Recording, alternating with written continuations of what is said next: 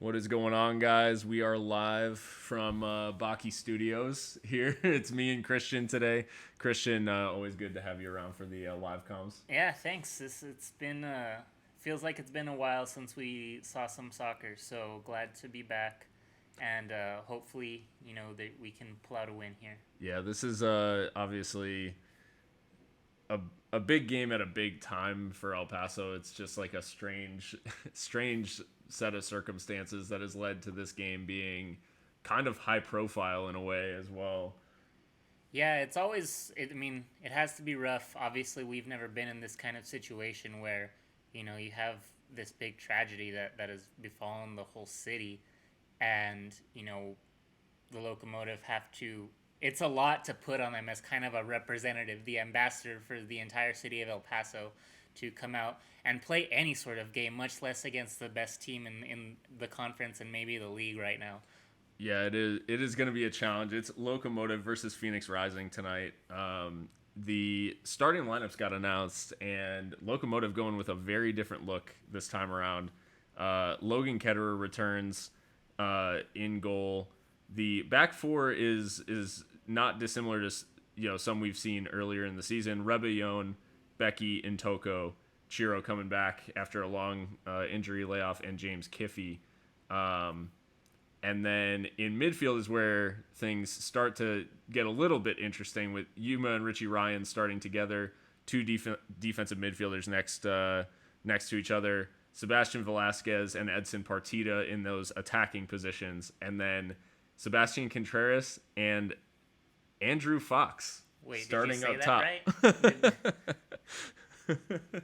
Andrew Fox, the man who started at center back the last few weeks, is starting at center forward this time around. So, I mean, what are your thoughts about this switch from Mark? The only thing that I can think of is Phoenix is a team that scores a lot. So I think that the strategy is basically put as many defenders on the field as possible and, settle for a clean sheet, even if that means that we don't score either. I think a scoreless draw would be fantastic for the team here, because that would definitely speak to the defense playing well, which they haven't the last couple of games. Yeah, a clean sheet would be a welcome change to how things have gone. Keeping this Phoenix team off of the scoreboard is going to be an extremely tall order. Phoenix, obviously the highest scoring team in the league, the second best defensive team in the league, and they are on a 13 game unbeaten streak at home, as well as a 12 game winning streak, which is a all-time USL record for wins in a row. They line up with more of the, I would say, the usual suspects. Zach Lubin in goal, Dia, Cochran, Mala, and Dumbuya across the back four, Aguinaga, Lambert, and Baquero in midfield, and then Flemings, John, and Asante up top. So, I mean, it's exactly kind of what you would have expected from Phoenix. Really no issues aside from Jason Johnson, I believe, is the only player on the injury report right now who regularly starts. But yeah, it's a full strength lineup from Phoenix, so we can expect them to carry forward a lot of confidence on this current 12 game winning streak. Yeah, and just looking at their lineup, that front three, it's just so intimidating. Those are the three of the best. Even if for the casual USL fan, those are three names that everyone is going to recognize between Asante, Flemings, and John. So the defense has their work cut out for them today. So hopefully they'll show up. It like I said, a tall order for the boys tonight, but in the chat so far we got Mika on the other side of the watch-alongs this time, so we will be sure to have fun. Mika, I do appreciate you stopping by and tuning in, and you can probably give us some pointers as we've got this time around. We've got actually the enemy in the chat as well. We've got Seek and Strike Collective in the chat with Subgens hashtag Mika Militia on the wire. Sadly, the Mika Militia let down. Mika's in the chat though, so you guys can express your loyalty via the chat. And then BLT Gamers, what's going on? Thanks for stopping by once again.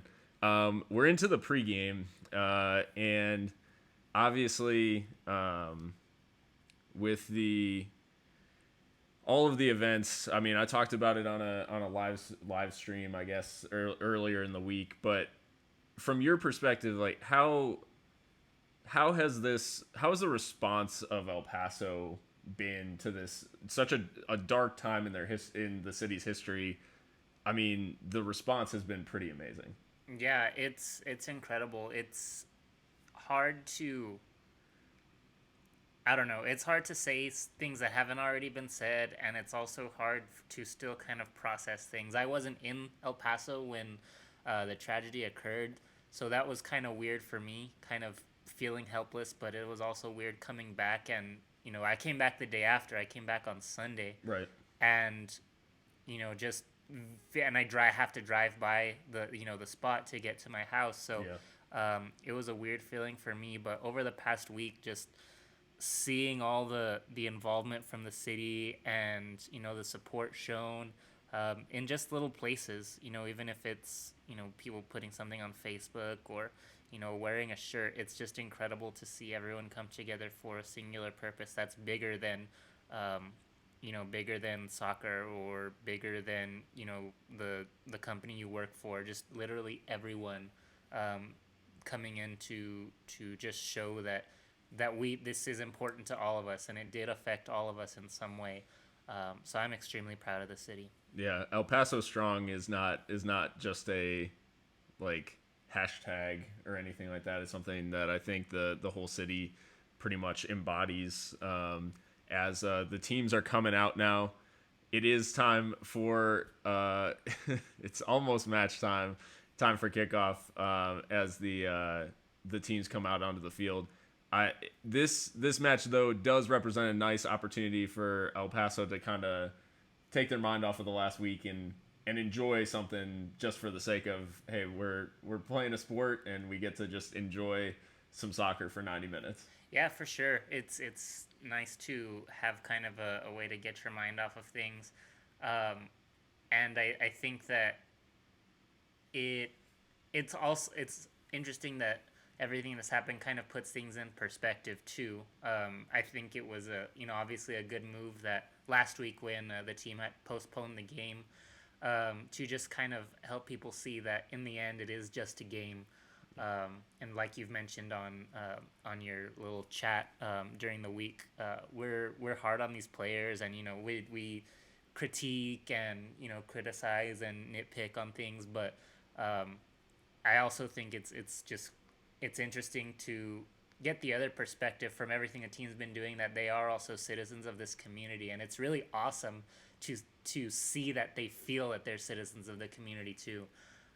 So I think just perspective is the kind of way to look at this, and in the end, even if we do get smashed today, it's definitely not the worst thing in the world. Phoenix with a nice pre-match display there on the field with two banners, one saying Fuerza El Paso, and then with the state of Texas and a heart over El Paso's location, and then a second one that had the Mountain Star and love always wins. So there is a nice little show of kind of solidarity and just showing what you were talking about, Christian, that there are some things that just transcend the sport, and it is just a game at the end of the day. But for these 90 minutes, I will be hoping that we can take something off of Phoenix, and we are underway from Casino Arizona Field in Scottsdale, and Locomotive getting things underway here, playing things out from the back, and already a little bit of pressure, although it hasn't gone out. Cross comes in from Phoenix, played out again. I think it was, I can't tell if it was Bryan or Drew Becky who received that initial pass and just kind of made a lax pass, and just not the start we wanted in terms of being put under pressure right away by Phoenix. Yeah, no, we everything has to be crisp.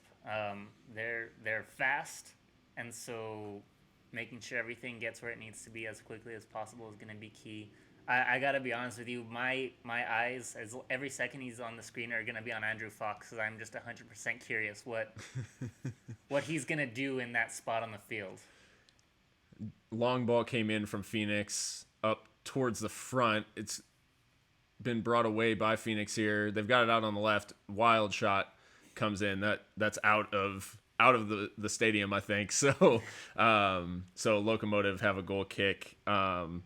It was Fleming's with the shot from that left-hand side, and you're going to see him and Asante on those wings with John straight down the middle. And Flemings and Asante will switch sides from time to time too, just to keep that defense guessing. But yeah, this is not certainly not the start that Mark will have wanted, in terms of not being able to get the ball down and pass it around for a little bit and kind of grow into the game, rather than here we've just given it straight to Phoenix and now just remaining completely under pressure in these opening moments. And now a foul given for the challenge. Ryan on Asante, I believe, or is that? I can't actually see who. Yeah, Asante, the captain. He came a little deeper to receive the ball. A little bit of a high boot from Richie Ryan. He's penalized. Just a long ball into midfield. Kind of a lax touch by Asante. Richie went to win it and kicked the bottom of Asante's foot. Nothing too malicious in that. Just goes to win the ball. He's just late to it. So Asante back up, but Locomotive again under pressure from the set piece here. Header comes in. Ketterer has to tip it over the bar, and it's the first attempt on target for Phoenix inside 3 minutes. And I think there's just an air of maybe Locomotive need to calm down a little bit, and just they have to gain possession at some point. They're just totally under pressure right now. Yeah, and I think there's a little bit of anxiety. It's been a while since they've been on the field, so I think it's just a matter of shaking off some of those nerves and the rust a little bit. Adrian, welcome back. Always nice to chat with you. And I see you're in Austin now. Enjoy. I'm glad we get to provide some a hometown touch while you're traveling away. So Phoenix right back into possession. I feel like we barely touched the ball in the opening 4 minutes, but yeah, I don't know that we've had more than 2 touches. Yeah, so far.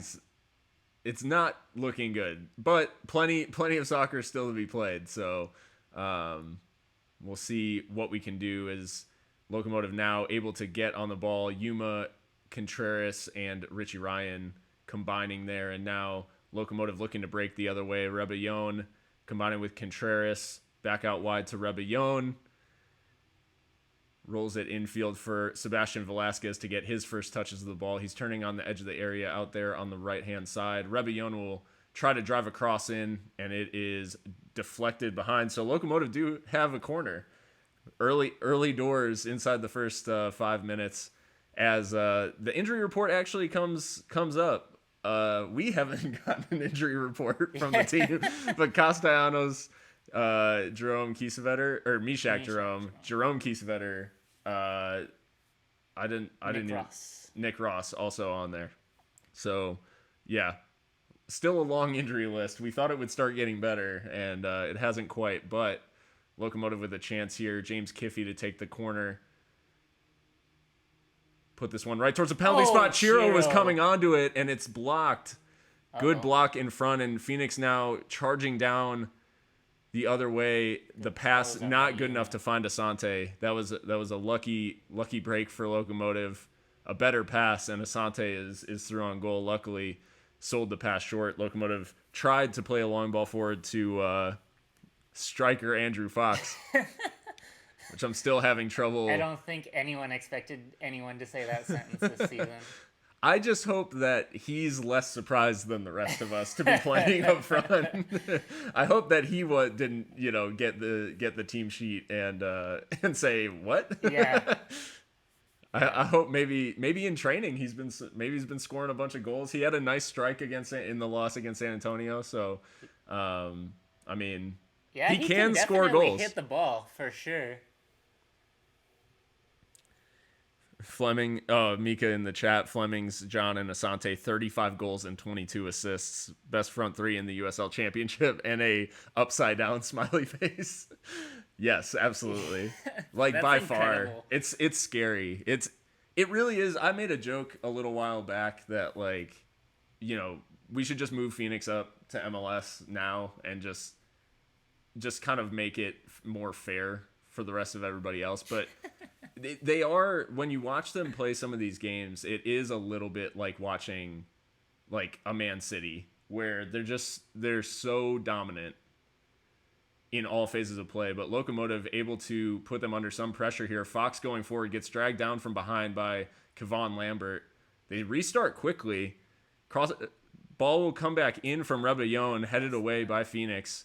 Richie Ryan able to collect it though, and Locomotive growing into this one a little bit as Seb Velasquez trying to work some space on the edge of the area, not able to.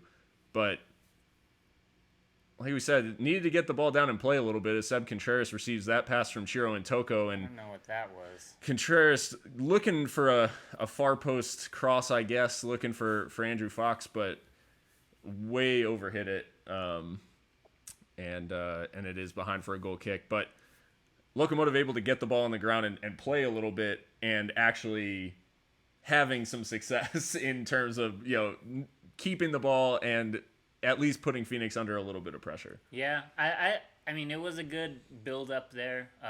I fear that this is going to be a game where, unfortunately, possession is going to be a premium for us, and that's not how we like to play. But with that being said, I know we've said multiple weeks that we want to just see the team take chances and just see what happens, but I think that we're not going to get a whole lot of time on the ball in Phoenix's third. Kevon Lambert plays the ball through for Solomon Asante. He goes down, asking for a penalty. I didn't see a lot in it. Chiro and Toko comes away with the ball. Ref does not waive for a penalty, and Locomotive able to attempt to play out the back, which they do really well. Great turn from Sebastian Velasquez in midfield to turn away from the pressure, and he'll roll the ball out wide for Brian Rebellon. The fullbacks are going to get a workout in this one, obviously tracking back to cover those wide attackers for Phoenix, but also having to contribute in the attack because there aren't out-and-out wingers playing in this 11 for Locomotive, so the width in attack is going to come from those fullbacks as it usually does. Nice little interchange, and Sebastian Velasquez unable to receive that return, or Edson Partida, overlapping with Sebastian Contreras there, and unable to get on the end of that through ball. But again, some promising signs in the build-up, some really good link-up play. And Locomotive just, again, will need to turn those into shots in the final third. As nice little interception there. Gets Contreras the ball. Rolls it out to Rebellon. This right flank has been the favorite for Locomotive so far going forward.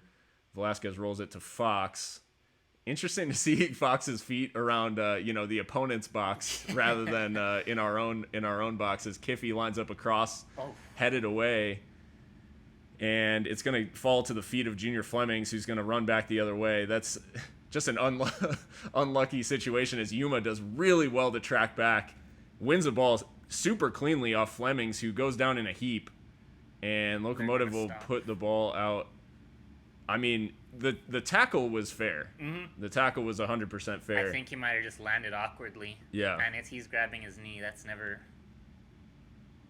a little bit of a... Yuma trying to talk to him, and Flemings ripping his hand away. I mean, the referee didn't give a foul, and rightly so, because Yuma flies in for sure, but he wins the ball. Oh, he brings his legs up a little bit after the tackle. That might be what Flemings is upset about. Oh, maybe. Yeah, the tackle itself clean, but right, winning the ball, the follow through was not as interesting. Yeah, it looked a lot cleaner. Yeah, Mika saying, how I've missed Yuma slide tackles. That is a classic.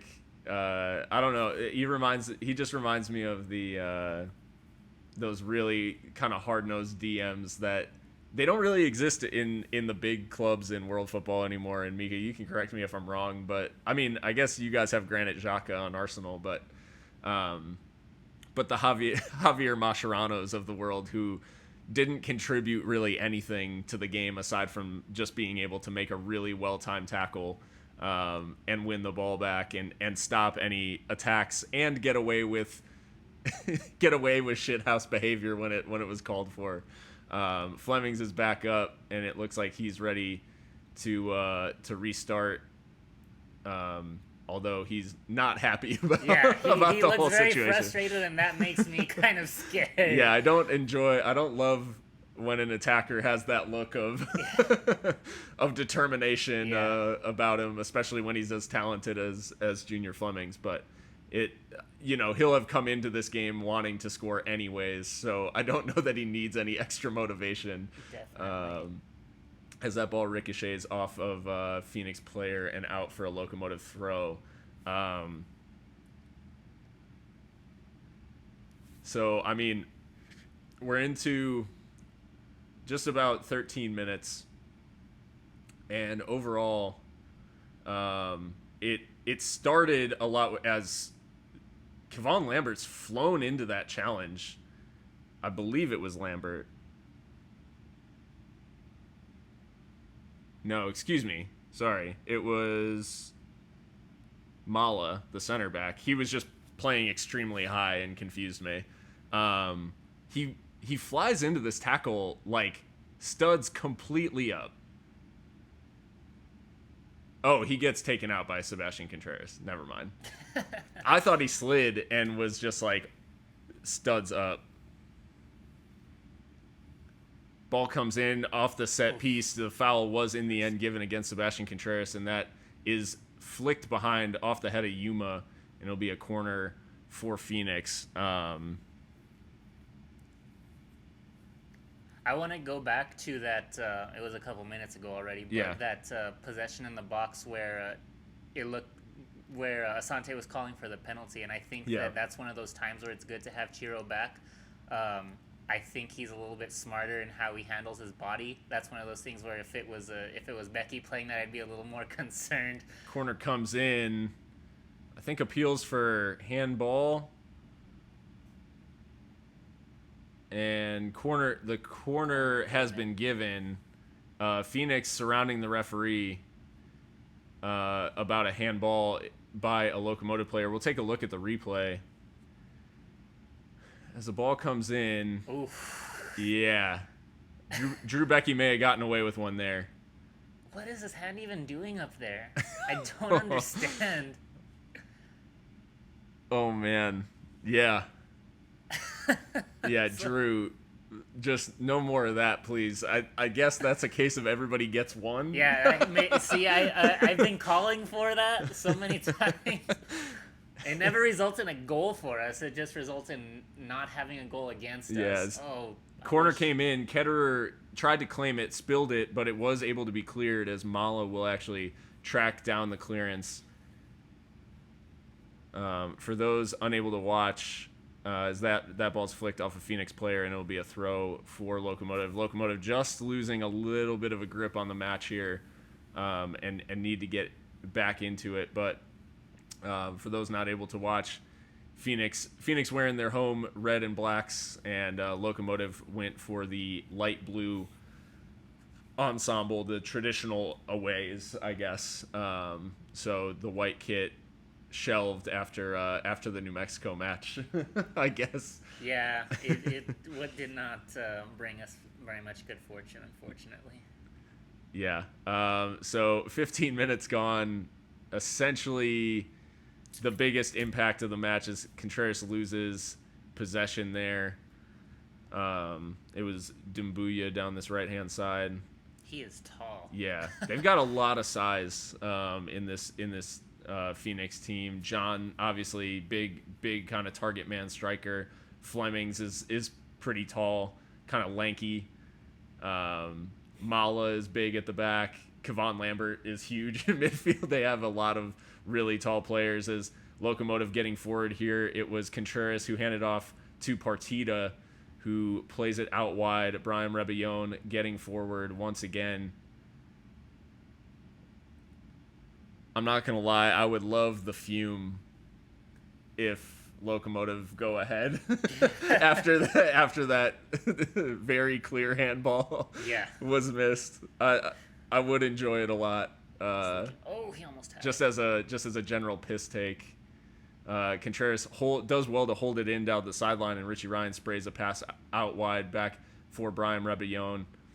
He stayed wide. He's working against Flemings, crosses it in towards Fox, who can't quite make the contact, and you'd almost think that it was a defender playing as a striker.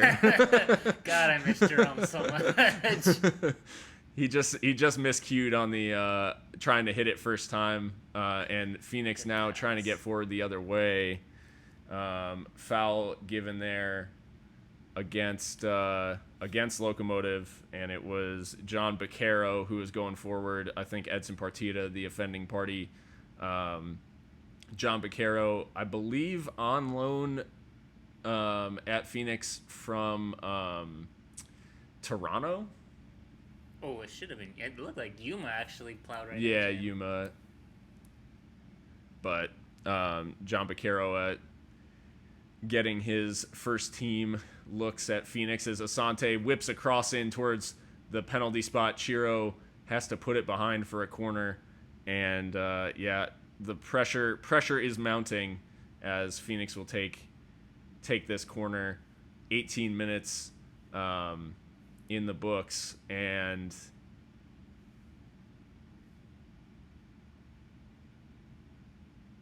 we'll have a corner kick for Phoenix.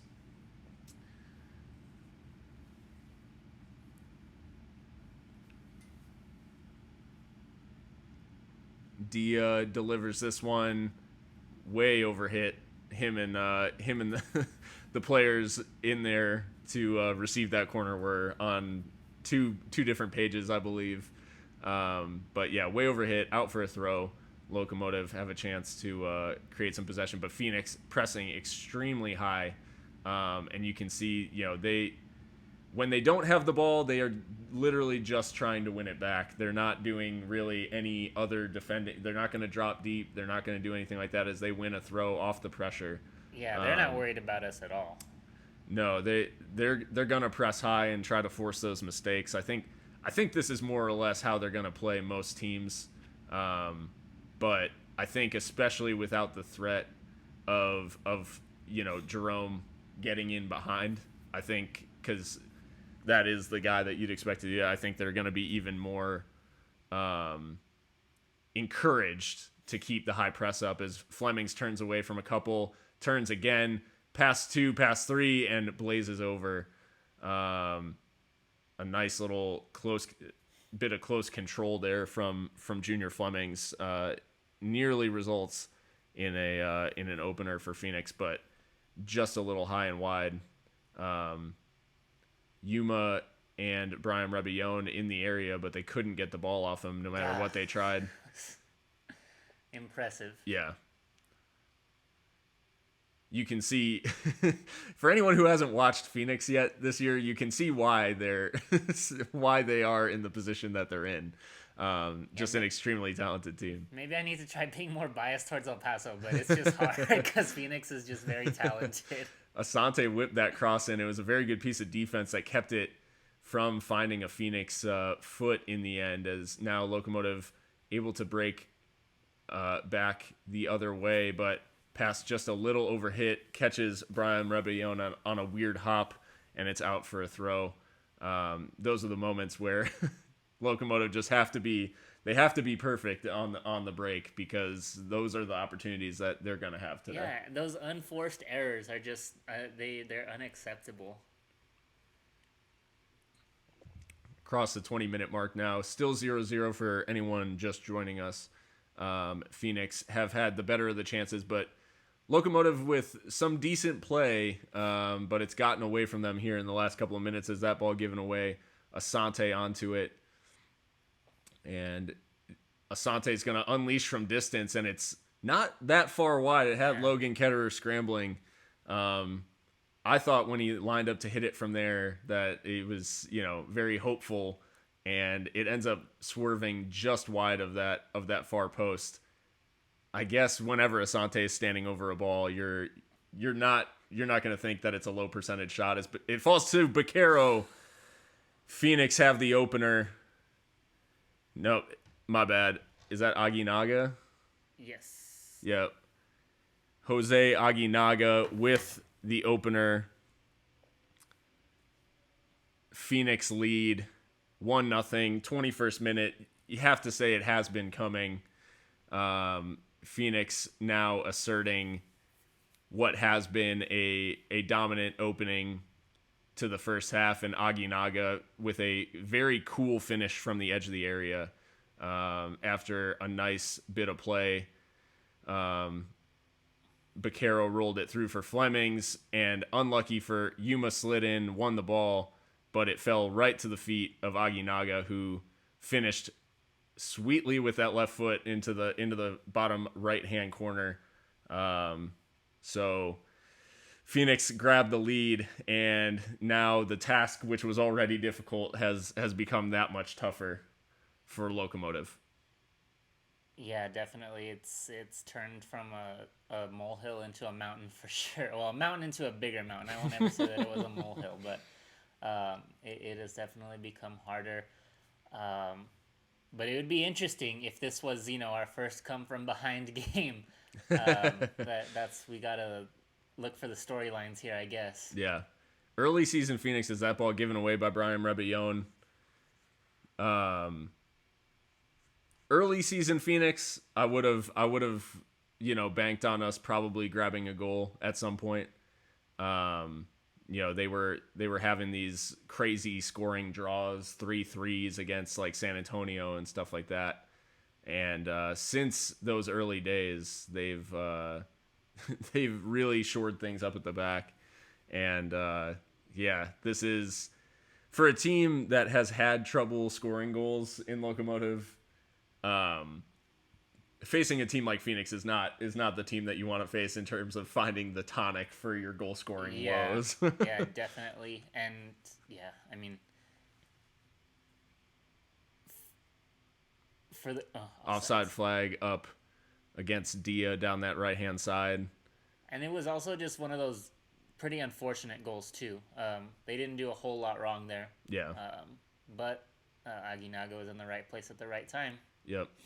Well, and there's just a bit of kind of the clinical nature of Phoenix is that ball ricochets straight to Solomon Asante. He feeds it through for John. John just takes a poor touch. Chiro able to win it off him. If John takes a decent touch, it's at least a shot on goal. If not, and it's a very high percentage one from the center of the box. And so lucky that he took a poor touch there. As Seb Velasquez now headed the other way, kind of alone though, not really a whole lot in terms of support. He's able to find Yuma across to Ryan and finally to the feet of Contreras. Contreras looks like he's kind of lining up a cross. Can't find it. Opts for the shot with his right foot, and it's easy on target, but easy for Lubin to catch that one. Not terrible, but it's never had the power to beat him. Yeah. I mean, I guess that's a positive overall. As far as the possession goes, I think we have to be happy with that at this point. Yeah. A shot on target right now is a step in the right direction in terms of performance. I hate that we're talking like this. No, I know. But it's the type of conversation that happens when you play a team that is this good. Like it is crazy to me that Phoenix started the way that they did, given where they're at now. Because the first 4 games of the season they had 4 draws. And their defense was looking leaky and all this stuff. Now, basically, since we played them the first time, they turned into a freaking juggernaut. Well, so, like, they can thank us, I guess. Yeah, I don't know. But, yeah, 1-0, 25 minutes gone. It is just like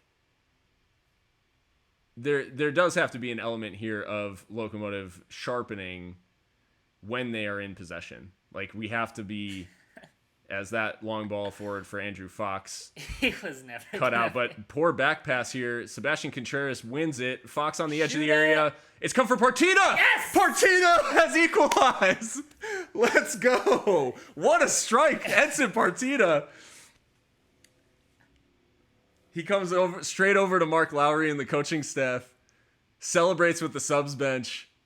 You can tell that one meant a lot to Edson Partita, who scores his first goal since netting 2 against against who was it? OCSC? OC, yeah.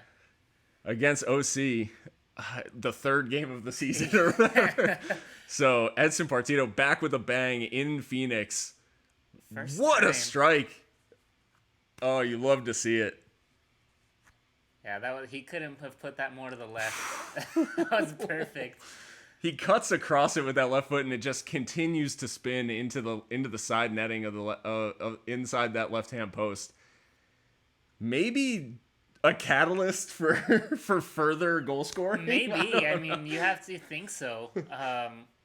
What was the last goal we scored? Andrew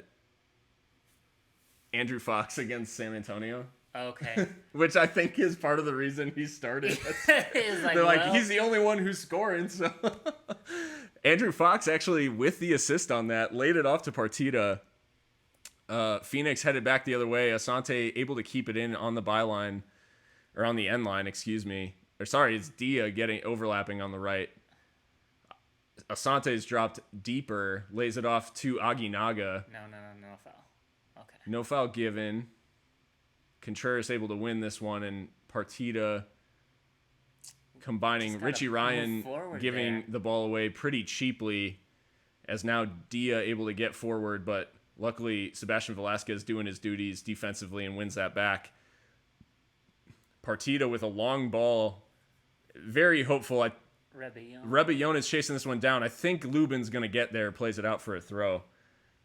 I thought Lubin might try to dribble past him. Oh, that would have been disheartening. But I think that's just the Liverpool side of me thinking, like, Alisson plays a very specific type. Maybe if there's, he likes to control the ball when he's outside of the box and give everybody heart attacks. So I was hoping that he might try to dribble past Rebellon, but luckily for him, I guess he plays it out for a throw. Locomotive back in possession.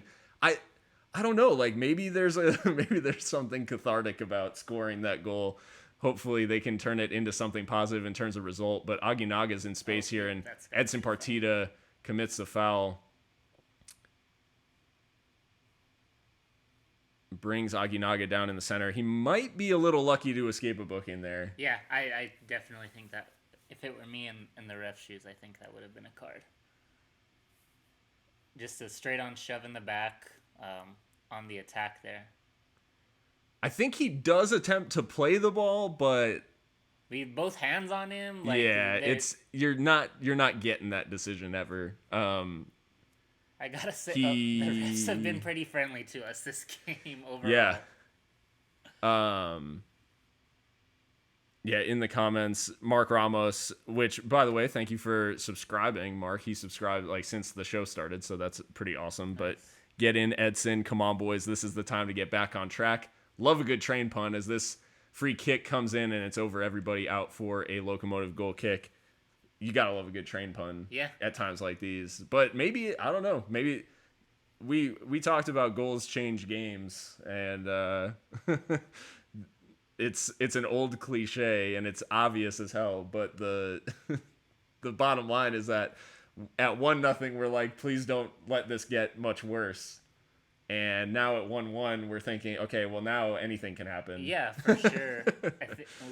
Maybe the lesson is don't be so fatalistic.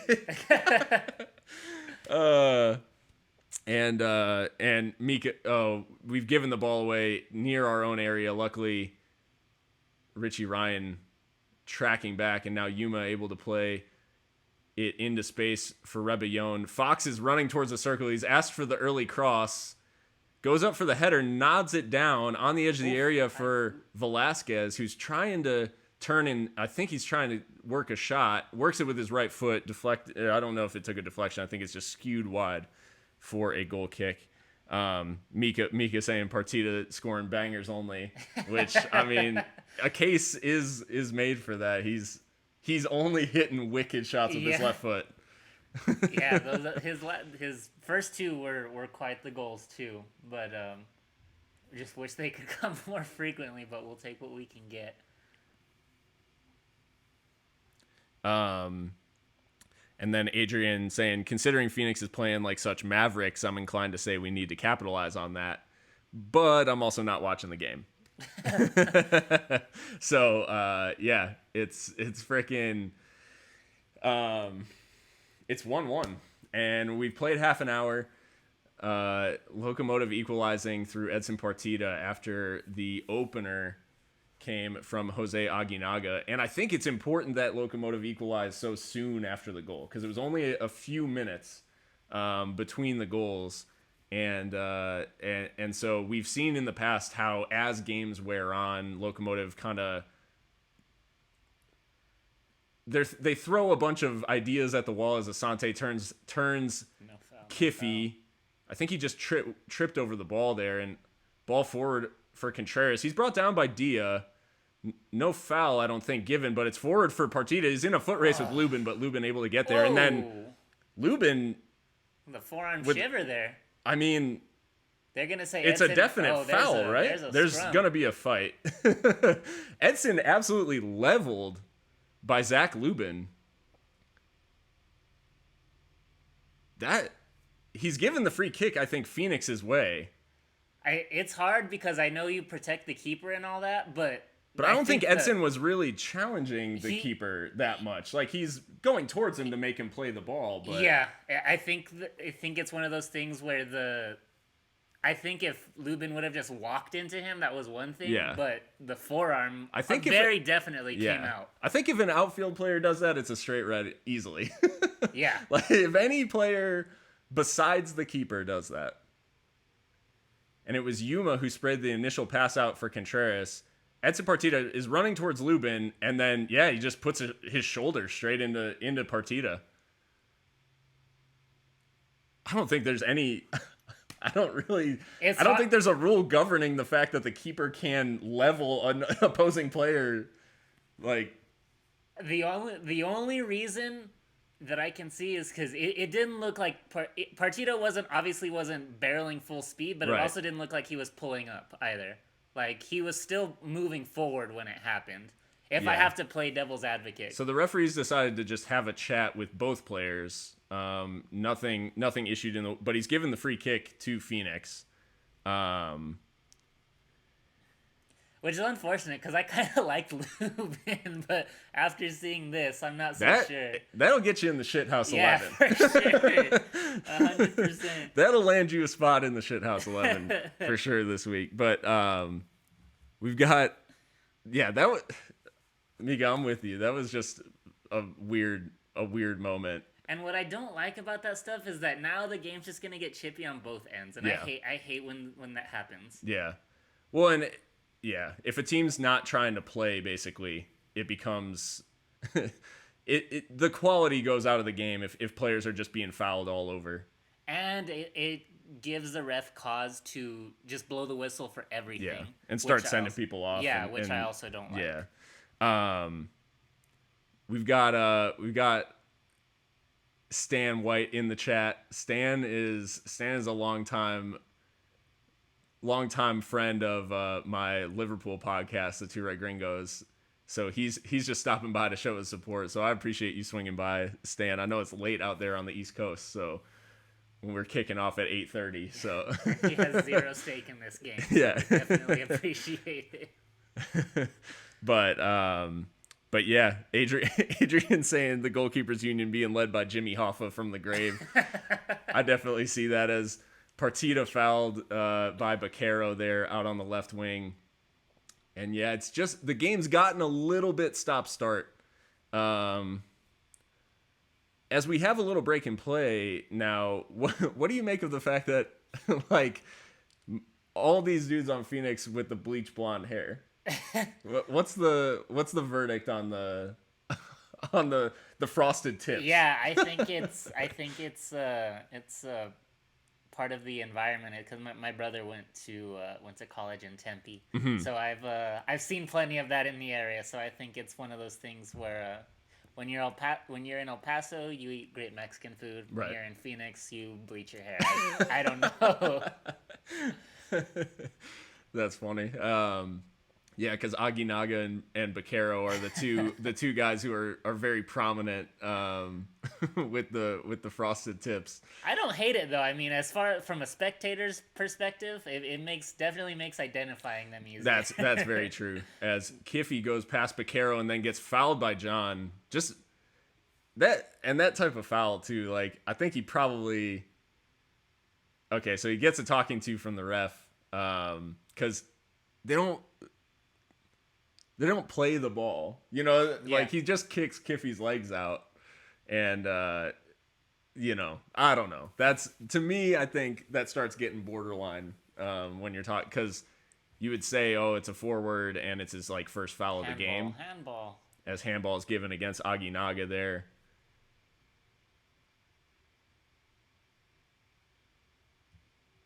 Aguinaga, the goal scorer, who opened the scoring, only for Edson Partida to cancel it out with a strike of his own. Both left-footed and both sweet in their own ways. Aguinaga for placement and Edson for power. Yeah, for sure. They're both great goals that you like to see. Oh, you like to see that. Yeah, Richie giving the ball away here. Baquero getting forward to find Aguinaga. That slide tackle comes in from Becky right on the edge of the area. Hands going up, but yeah, a lot of claims. I think it's just the nature of the beast right now. I think they did call a foul from the way players are reacting. Do you give a penalty? Or is it on the edge? Oh, it's outside the box. But it's not. He wins the ball. It is Becky because we know anyone making rash tackles on the edge of the area, it's Drew Becky. Yep, he has given the free kick just outside the area. Locomotive players are immediately surrounding the referee and I think they have a case. I really do think he wins the ball cleanly. And also sometimes that works. Yeah. You just swarm the referee. Yeah. Oh, this is a dangerous spot. Aguinaga's over it. And Baquero are both in dangerous spots. Yeah, it's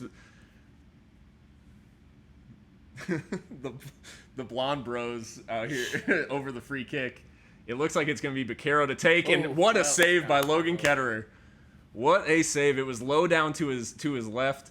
He had to, I don't think he saw it until very, very late, and he got down, got a strong hand to it, and kept Baquero from giving Phoenix the lead. All right, at USL Championship. I know you're watching this because your boys are playing. Phoenix is playing. As challenge on the far side, I think Adam John. I don't know how he can complete. He literally jumped into Chiro's back. I don't know what he's crying about now. Wow, that's an incredible save. I think it's technically behind Logan when he gets a hand to it. It's like basically underneath. I don't know how he saved it, but it's on goal, and it's headed in if Logan doesn't get a hand to it. 100%. Great strike from Baquero and an even better save from Logan Ketterer. It is nice to have him back between the sticks tonight. Yeah. Forta did a good job with his time. Yeah. And there goes John with another one of his. I think it's got to be a yellow for John because he got a talking to on his last. Yep, and the ref goes to his pocket. I think that'll be the first booking of the game. Adam John, one of the less likely recipients of the first yellow, with the likes of your Richies, your Yumas, your Drew Beckys. I would not have made a bet on that. No, but he is a proud member of our Shithouse 11. Probably the initial member, if I can remember correctly. I think it was either him or Suggs who got us to start it. To make a team of shithouses. First, so yeah, I think it was John then, because then I think Suggs was the second member, or one of the early members of the Shithouse 11, which I still have to make up the starting Oh, lineup come graphic. on, ref. As the ref makes a decent interception for Phoenix, starts play the other way, and That's then gonna be a Kiffy card. is given a yellow. I think might be slightly harsh on James just because it is his first of the game. Yeah. Given how the ref has called the game. Not harsh in terms of I think it is a yellow card challenge, but based on what he hasn't been booking players for. Yeah, but it's like I said, once you have like when that interaction that between Lubin and Partita, I think kind of all bets are off at that Yeah. point. I can see why he's given the booking. I think it's especially harsh given the fact that the referee intercepted the pass to start that move and put Kiffy under pressure. He's essentially booked him for having to make James Yeah. go to work. Yeah. So as Baquero puts in a cross, Chiro heads that one away. Kevon Lambert struggles to bring it under control, but eventually lays it back to Mala, and they'll play a little bit of a 1-2. Nearly won by Seb in midfield, and then Seb catches Mala late. He's going to be booked. Richie's having an impassioned conversation with the referee. I think he had a big heavy sigh before he talked to the ref that time. I don't know that the refereeing has been extremely strange, but it's been bad both ways. Yeah, it went from pretty lax and to a little too tight for. I understand a foul being given. I don't get a card in that situation because really it's his follow through that hit Seb and not the other way around. Wish we had the new rule about the ball hitting the referee like they do in the Prem. So the new rule for FIFA is if the ball hits the referee, it's a drop ball. Play stops. Whereas in the past, the ref was considered part of the playing surface. Yeah. So if it hit him, then it just play continued. Yeah, and that's how it is in I think every sport too. Yeah. But I think for soccer, it's a little bit different. I think the positioning of a referee for soccer is not as controlled and predictable as it is in other sports. Right. Yeah, that's what I mean. Especially sports where I think soccer and hockey are the two where officials can actually become like involved in play. As Edson Partita tries a ridiculous interception as this ball's fired in the end by Aguinaga. Baquero. Damn it, Baquero. Now I can't even tell the blonde guys apart. I just see blonde. I saw him shoot with his left, and I was like, oh, it must be Aguinaga. But no, Baquero, because he's cutting in off the right. I should know that by now. It's fine. Baquero shoots wide. Either way. Just over a minute left, and we'll see if we can notch one of those stoppage time goals. As Phoenix heads this one down, John able to collect. I think we just need to bait John into that second yellow now. Oh, that would be great. Asante spinning away from some players, puts a cross in towards John. Chiro able to clear that one only as far as James Kiffy. Asante's gone down in a heap, and oh, nope. I was just talking. He's been sent off. What? Not even a second yellow. He's been given a straight red. No, he got the yellow. Remember? No, I know, but he went straight to the red. Gotcha. He didn't even show him a second yellow. He just sent him straight off. Did I miss something? I think they said he threw an elbow, but wow. Well, things went from fine to horrible in just one move. That is a crazy decision. Like, that's wild to me. I can't believe he's done that. And this is 100% what I was afraid of when the Partita and Lubin thing. This is exactly 110% what I was talking about. Because then you get things like this. This is wild because he's just trying to control the ball. Oh, that's a flop for sure. Wow. No way in hell did he make contact. Oh my god. At USL Championship, come get your mans. Asante just flopped and got a guy sent off. Asante needs to be suspended for that kind of shit, if part of my language, but... Yep. Oh, no, it's fine. That's... I think I've got it marked for... That's unacceptable. Man. And Sebastian Velasquez booked in the aftermath. I wouldn't be for surprised dissent. if every single player on the field was booked. I don't think I could control myself if I was on the field right now. I can't believe that's not a foul. That's not even. That's nothing. God. Oh, that's.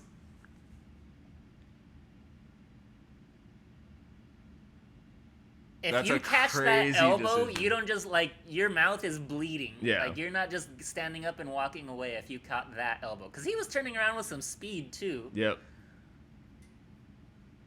Asante's got his arms on him as well. So Kiffy does put his arm back because he's pushing his arms off of his back. And meanwhile, wow. So now not only that, but we're under pressure here at the end of the first half from a free kick in a super dangerous position, and now down to 10.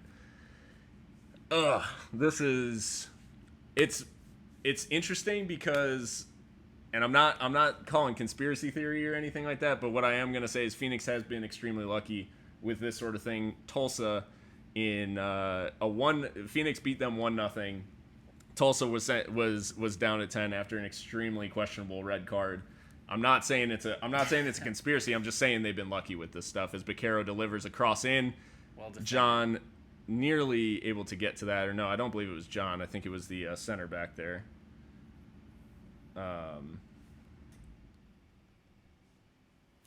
Cochran, excuse me, because he swung a boot at it, wasn't able to connect. So in the aftermath of all of that, 3 minutes were added on. We've played 2 of those added minutes. So it's unclear whether the referee will add anything on. I think Andrew Fox with some choice words for Asante. Hard to explain to someone that you've been elbowed without any evidence of an elbow striking you in the face.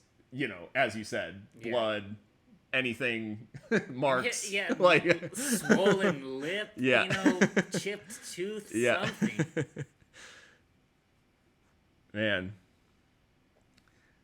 I don't know what to say. Yeah. There isn't anything else to say, really. No. Aguinaga plays that one across to John. And now Aguinaga's gone down. Richie Ryan. Wait. That's a penalty. That was in the box. Oh, my God. He's given the foul? Oh, my. This is a joke. This is a joke at this point. So Derek's going to come on to end the half, it looks like. No, I think he's just warming up. Or wait, no, because he doesn't even have the bib off or anything. Oh, I guess that's true.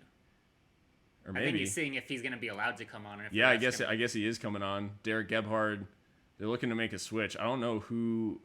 I'm thinking. The fourth official doesn't have a board. I think he. What's even happening? I think he thought the half was done. As Sebastian Contreras is going to come off. Yeah, there was no board or anything. This whole game is a. What is happening? Does this even count? Like. Oh my goodness. Oh wait. So a goal kick's been given So in why the was end. play stopped? I don't know what's happening. I'm not going to pretend to know what's happening. This is wild. Asante. I mean, I thought Lubin was going to be the shoo-in for Shithouse 11, but Asante's just. It's this he's whole made damn it all team, the way. man.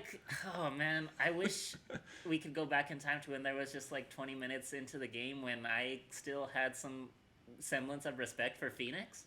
And the I don't know. And the players are gonna. Oh, I don't know if they'll do it because I think they might still be able to be penalized. But at the end of the game, these players are gonna be all over this official. Yeah. I really don't have words. What started as a brutal half, and it was looking pretty bad for us. Immediately as Aguinaga scored the opener, it immediately gets brighter as Edson Partita powers in the equalizer, and then just a bizarre end to the half with about 2 minutes left to play in the half. James Kiffy sent off for striking Solomon Asante in the face, which just didn't occur.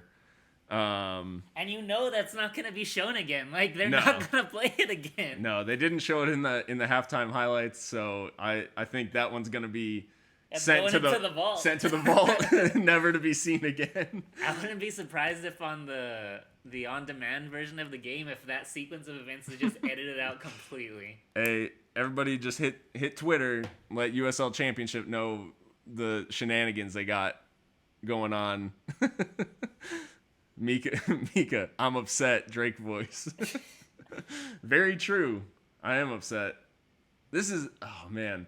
It is wild though, because that red card changes everything. That red card, a game in which we thought, okay, if we stay competitive, that's good enough. You know, as long as it doesn't get like too out of hand. And then we go from that to equalizing, thinking, okay, like we scored a goal, good for the confidence, maybe get back in this. Maybe you have a shot, you know, all it takes is one bounce and you can win this thing as long as you don't give up some bad goals. To now we're down to 10 against the best offense in USL Championship, like history. So, yeah, I don't even really know what to say. We're playing against 12 right now. If I have to look for a bright side here, it's that now that we're down to 10, maybe Mark is just going to shut the offense down completely, and, you know, we're just playing with 10 defenders. Yeah. You know, no one goes past midfield. And, you know, at least that way we can come away with a point. Yeah, I think the goal right now, since the sending off, because the goal may have been, you know, at if we had got to halftime at 1-1, 11v11, then the goal can be, okay, don't concede, and we'll try to score one on the break. Now it's don't concede. Yeah, I think every clearance, I think they're just launching it back to Lubin. I think part of the change, actually, bringing Derek on, is specifically for that reason, because just to hopefully get the long ball. Yeah, Derek can chase a long ball down and maybe just snag a goal on the counter. But yeah, we've got it's just pace up top, and then we're between Edson and Derek, just pure pace, and then keep do you think everybody else playing Fox defense back? Yeah, I mean, I guess the shape is all different now. Yeah, maybe Fox moves back to. Oh, maybe that's why he brought Derek on in that case, because now he can move Fox. Like Derek can play up top alone, and then Foxy drops back into James' like left back spot. Oh yeah. So we play with one up top, basically a 4-5-1 or 4-4-1 or 4-4-1. Yeah, excuse me. Well, that was a lot there at the end of the half to deal with. We're just going to take a short break here at halftime, and we will be back for the second half action. I hope you guys have enjoyed so far. I mean, enjoyed it in so much as, you know, you can when some shit like that goes down. So, yeah, it is 1-1 at half, and we will see you guys in a few minutes for the second half action.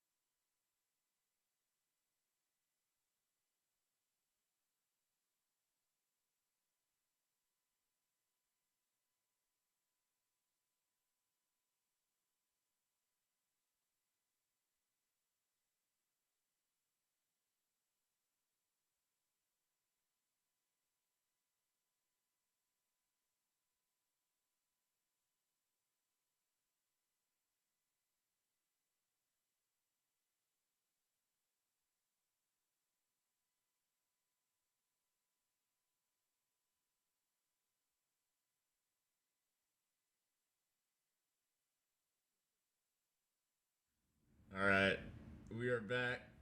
Second half about to get underway. The USL.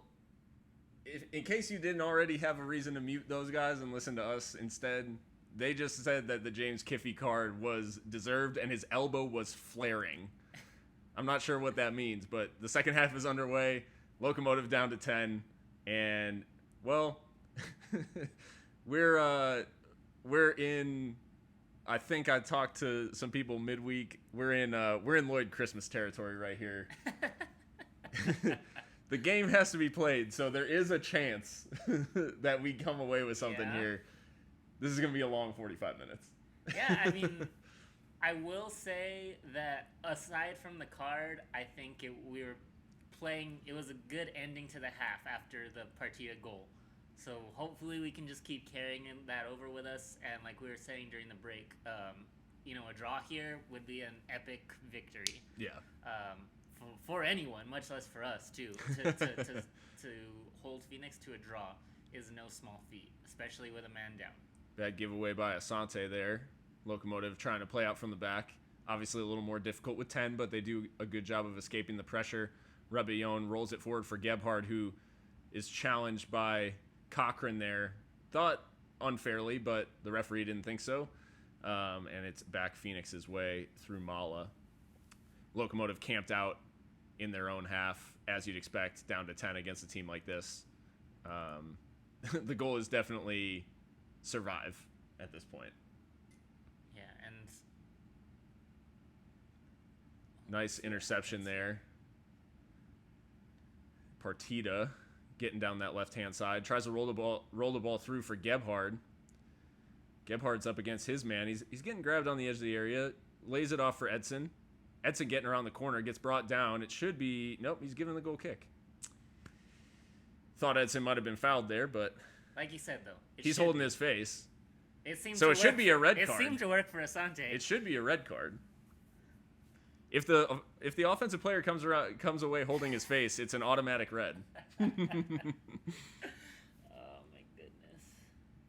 This game is too much. The game is set up how it will be for the next half. It is going to be Locomotive trying to hit Phoenix on the break, but more or less defending inside their own half, just trying to keep Phoenix contained, as Rebellon does well to win that header and win the second ball under the attentions from Junior Flemings, as Cochran races back to keep that one in play.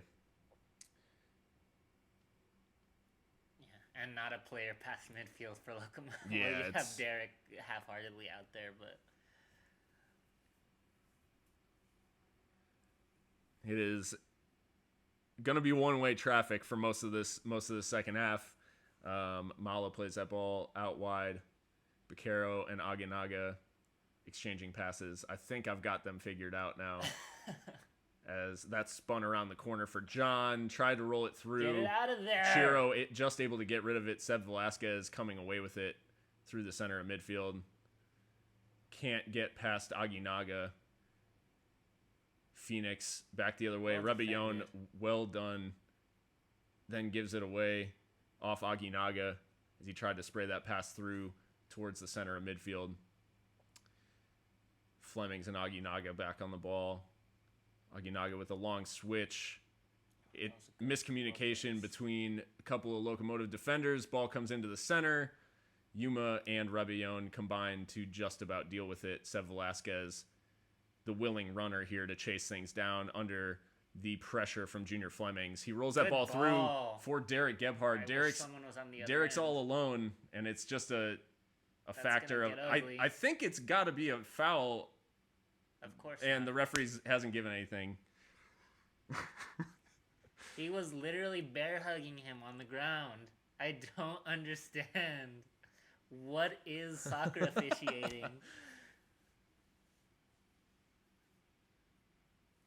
And yeah, I don't know. It's just at this point, like I don't know. We're not getting any love.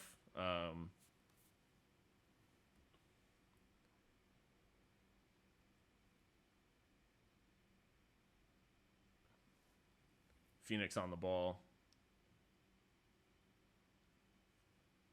Aginaga.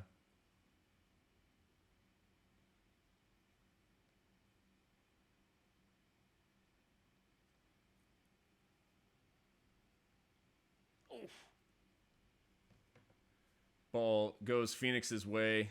Challenge on the sideline. Obviously, Phoenix player down in the aftermath. No foul given, just a throw.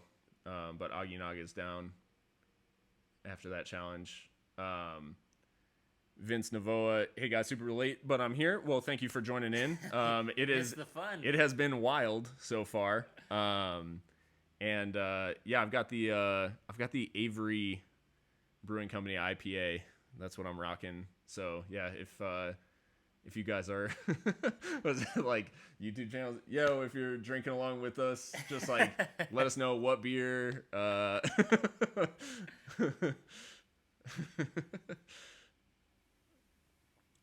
But yeah, such cliches. Yep. Smash that like and subscribe. I told Mika I would go full YouTuber today, but I decided against it. I don't think people would know it was a joke. Like that's people would be here like, man, this dude's a dick. I guess this is what Seriously Loco is now. Just yeah.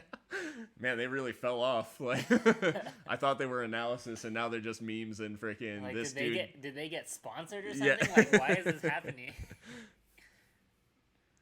We got Stan. So Stan is a big beer guy. For those who don't know, and he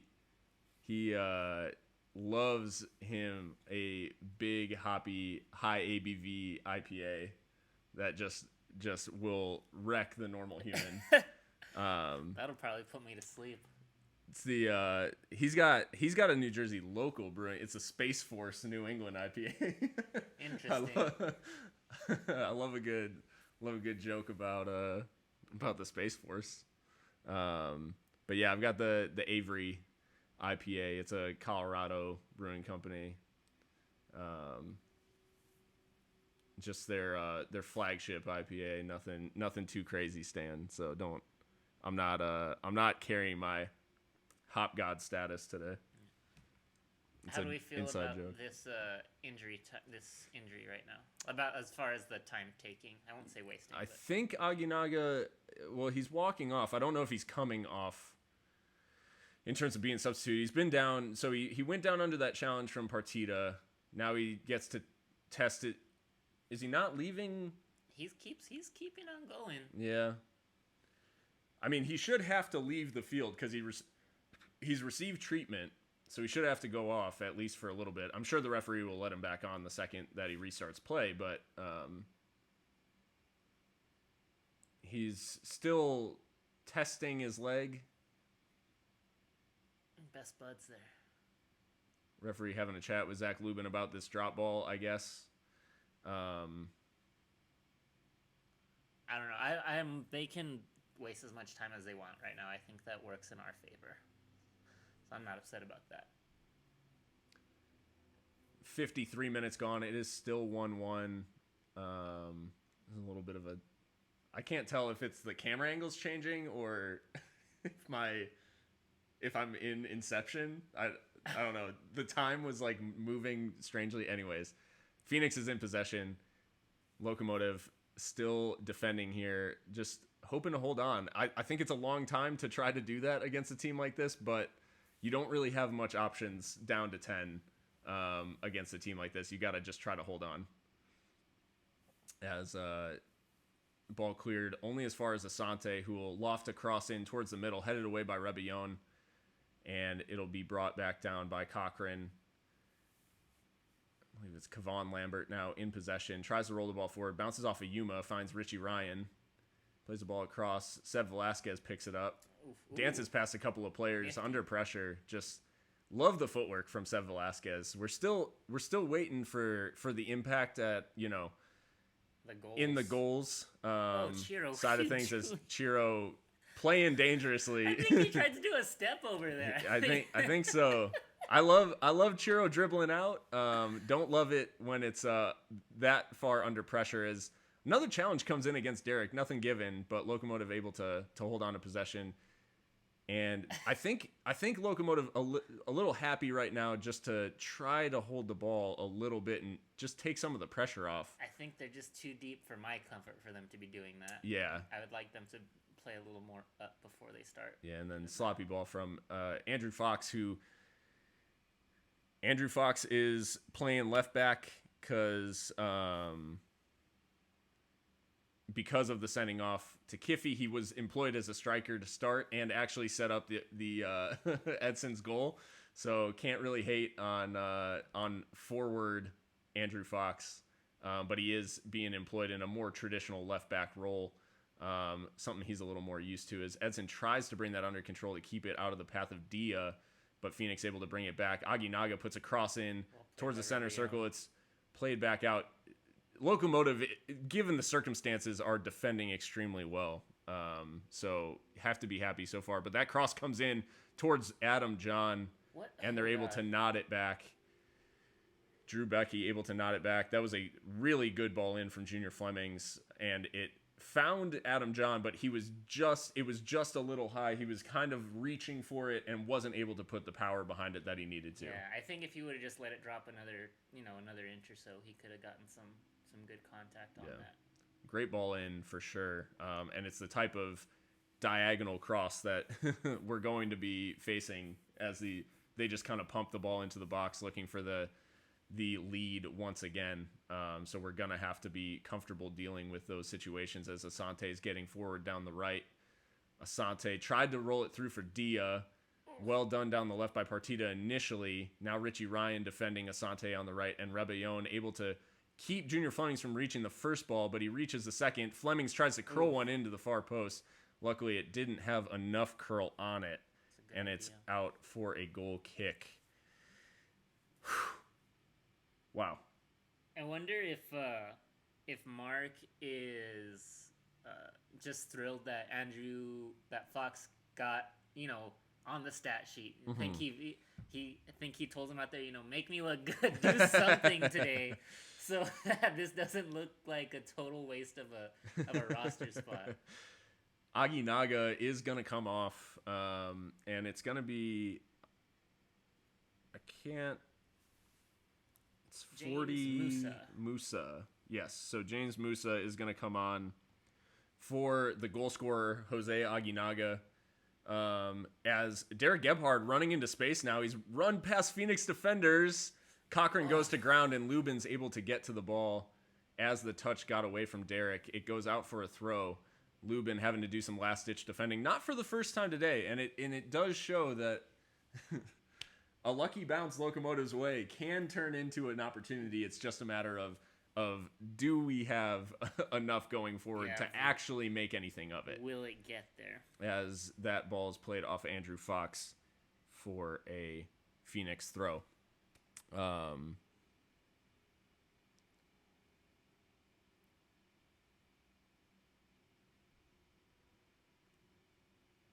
I'm loving that Stan is spurring the beer chat in the so Vince has got he's got a New Belgium sour saison. He's going real funky. I can't do the sours, man. IPAs I'm all about. I can definitely get down with a lot of styles. Sours I'm still working on it. I don't know. I can't do it yet. So if y'all like can provide me with an entry level sour. Yeah, like how do I get into the game? But it's the one style that I really can't really wrap my head around is Locomotive playing out from the back, even with 10, Velasquez and Rebellon, the Colombians combining. I will say I'm not much of a beer drinker myself, but last summer we went to Houston to Eighth Wonder Brewery, and they had a really good Ghost. Nice. It was called Haterade, and it tasted a lot like Gatorade. It was very like salty, but right. I actually quite enjoyed it. But I'm not too adventurous, so I have never tried any other beer like that. But if you get out to Houston, that might be the one for you. Oh, Chiro, a little out of position. Yeah, there. Giveaway there from Locomotive. Getting a little too fancy. Asante plays a cross in. Chiro, who was initially out of position, as he said, getting back into position really well and cutting that cross out, but then gives the ball straight to Dia. or Mala, excuse me. Mala's going to unleash a drive from distance, well wide, luckily. I think it took a deflection off. Oh, maybe it was off No, of Phoenix. I think it just maybe came out off the outside of his boot. It is a goal kick for Locomotive. We are across the hour mark. It is still 1-1. Mika giving the tasting notes on her Arizona green tea. I love it. Tell me more, Mika. I love it. Little to no head, hints of ginseng. The ball played forward, looking for Derek, he's feasting on scraps up there. He's just trying to find any little opening. I know Mark's probably sent him out there. Hey, just stay on that back line and keep him honest. Yeah, and I think that's good. It doesn't give him too much to think about. Like we've talked about, Derek's one of those players that's kind of he's in a little bit of a funk and probably having some problems just mentally staying in the game. So cross comes in, Fleming's with a good opportunity and just miscontrols there. And now I'm trying to see a Locomotive player sat down on the left side. I don't know if it's Edson. Just sat down. It looked like he might be cramping a little bit. Just working things out. He's back up. Hasn't received treatment or anything, but we've got attackers on the bench. We've got Omar still on the bench. Yeah, I just don't. I don't see it happening. I just don't think that's what Mark's gonna try and do. No, I think Omar, if the game were 11v11, then last 15 maybe we would have seen Omar. Yeah. I think now just the state of the game. It's not anything against Omar. It's just the state of the game has kind of made it impractical to bring him on. Yeah, I don't think he's the kind of guy that can play on his own up there, and I don't think we can afford to send more than one player. I think offensively. Maybe if we win a corner, just sub him on. Oh, if we win a late corner, just sub him on right before it's taken. Just put all the height in just there. as much height as possible as Phoenix lets loose a drive. And I'm good. Phoenix, I'm gonna knock on wood. I'm gonna just say that I'm well aware that Phoenix scores bangers. But what I mean is I'm fine with their team getting frustrated enough to try to score bangers all the time, is what I'm saying. But what I will say is they do score bangers all the time, so I don't want to see them shoot that often. I'd rather just stop the shots. But that is out for a goal kick. Logan going long with this one. Free kick given to El Paso. What? Oh, wow. Just what game are we watching? We got another. What we didn't mention is the fact that Musa, the substitute, is also a member of the Bleach Blonde Boys. Oh yeah. For Phoenix. So I've got it was one for another. You have to have two blonde dudes out there at any given time. It's the Phoenix philosophy. Yeah. They won't play any other way. If one guy with blonde hair comes out, then one must enter. That's even if it's just they got a quick can of spray dye, and they're just Moose's was just done right before he subbed into the game. I see some yellow streaks running down his face. I think some of the sweat is taking it off there. Attacking throw in for Locomotive as players brought down. I couldn't see who it was. Foxes drifted across to the back post, but unfortunately, wow, that was a little close. Dicey from Lubin. Almost ran right out of his box with the ball. I think he let go just in time. Yeah. As Phoenix trying to start the counterattack quickly, and a long ball over the top, tracked well by Fox in the end and booted out for a Phoenix throw near midfield.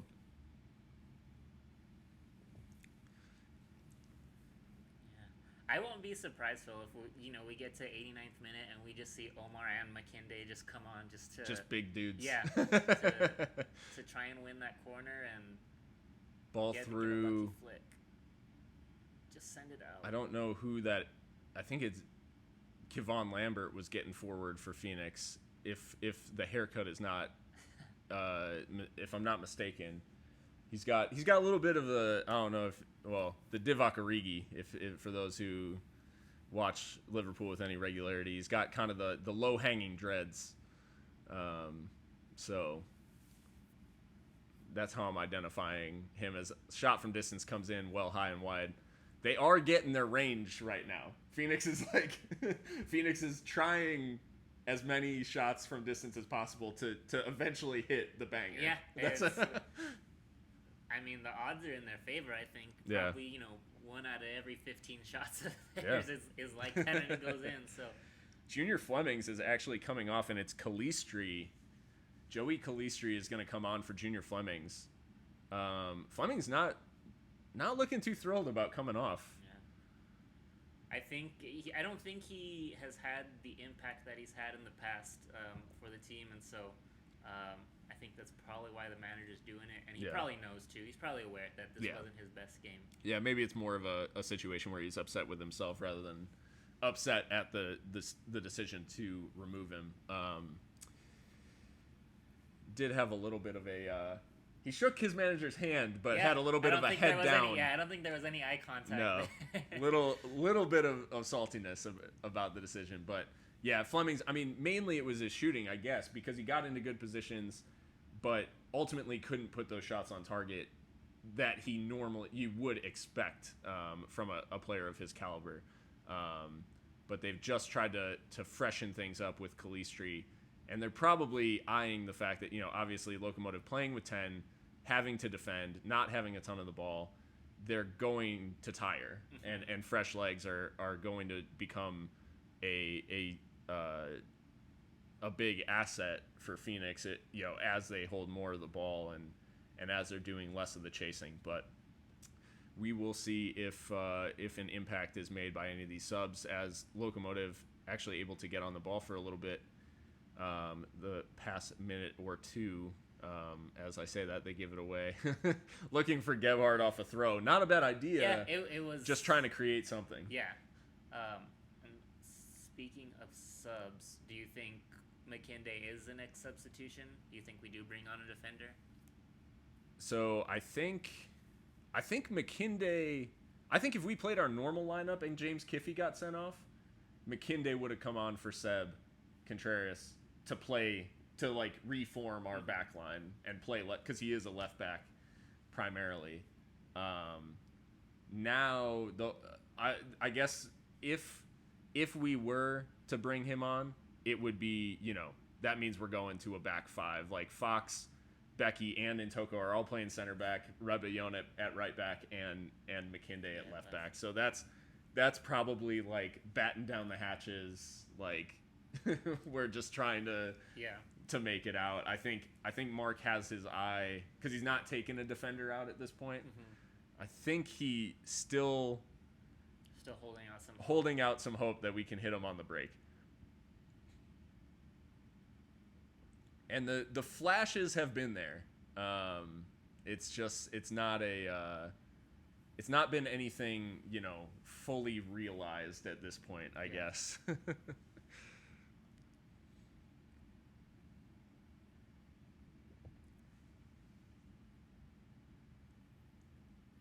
Rebellon on the ball here after the throw in from El Paso. Velasquez doing a lot of grafting today, like doing a lot of hard work, not necessarily being the kind of creative midfielder that we necessarily signed him up to be, but strictly due to the game state. He's done a lot of hard work in midfield, as Richie Ryan wiped out there by Musa, the substitute. Unfortunately for Velasquez, I don't think we've played very many games on him where he's has that liberty. He's kind of but he's done what he's had to do in every game, which I think is great. He's been whoever he needed to be.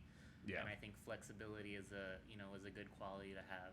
No booking forthcoming for James Musa. I would just point out that James Kiffey was booked for his first foul of the game for breaking up a counter. So just throwing that out into the ether. But we are approaching the 70th minute mark. So far so good here in the second half for Locomotive, but they have a long way to go. against a very talented Phoenix team. As Mala's getting forward, Asante's dropped fairly deep to receive this ball. He's gone past one man, but can't get past Partita, who's storming into the Phoenix half. That ball would have gone through. I thought he might have been fouled in the aftermath of that. And then appeals for an offside flag, not forthcoming against Adam John. And then Yuma not able to win the ball. And now penalty's been given. I don't know what we're supposed to do. It was a seemingly innocuous challenge on Adam John. But he's gone down in the box. I mean, we'll have to get a better look at it and see what the referee's seen. But I didn't even think twice about a potential penalty being given there. The ball bounced up awkwardly. It's flicked over the top. Drew Becky, wow. Wow. No, there's no way. No. That is every challenge ever. Every vertical challenge ever. Not a chance. Yeah, God, I really hope Logan's able to stop this. Words fail me. No, I hope they miss the target entirely. That's what I hope here. Because that's what they deserve. Yeah, I mean, it is Phoenix rising, but it is, as you guys have said in the chat, it's Phoenix diving today. There's no rising going on. They are just about diving. Damn, that is crazy. Like, that's such a bad decision.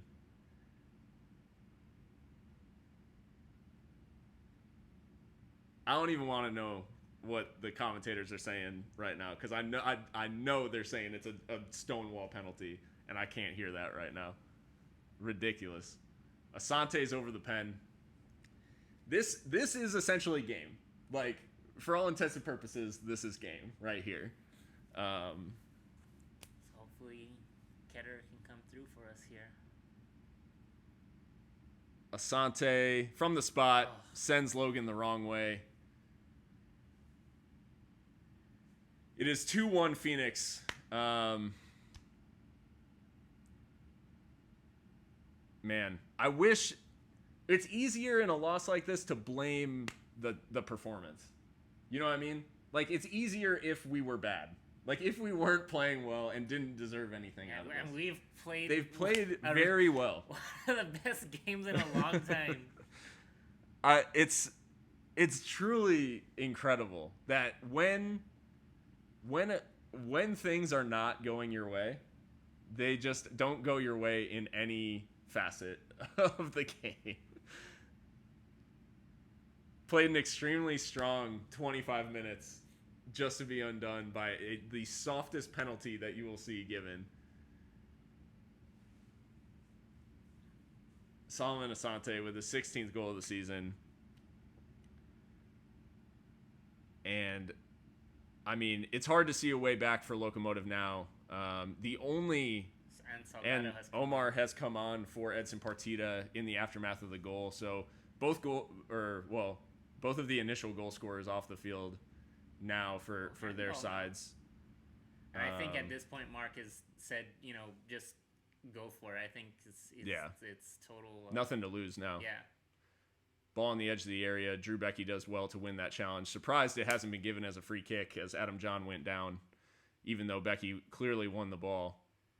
Derek has an option infield to play this ball to Velasquez. I'm pretty confident he was being fouled as well. I don't know. The referee didn't signal for anything, but Locomotive remaining on the ball. Omar getting his first touch out on the left-hand side, and Andrew Fox thought about playing the ball through to him. Velasquez flicks the ball through. Nice little ball through as well, but won back by Phoenix. Good challenge. Kevon Lambert on the ball. Asante. You have to think Phoenix kind of smelled blood, but at the same time, Locomotive will now be playing without any type of fear. Oh yeah, no, it's all out attack even with 10. Yeah, I mean you can just tell they're just playing so much higher than they were 30 seconds ago. Cross comes in, but it's over Derek's head. It's trickling towards the corner flag, but goes out for a throw. think Phoenix, expected it to go out for a goal kick, and then it started to slow roll across the surface there. Yeah. I don't know. I'd have sent Omar on with the express instruction of get in the box, someone send a cross in towards them, and then just fall to the ground. That's don't even try to win the header.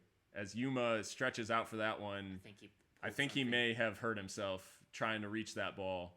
And now it's come through for Calistri, the substitute. Rebellion's going to have to be careful. He touched him, so he's got to be careful in the box.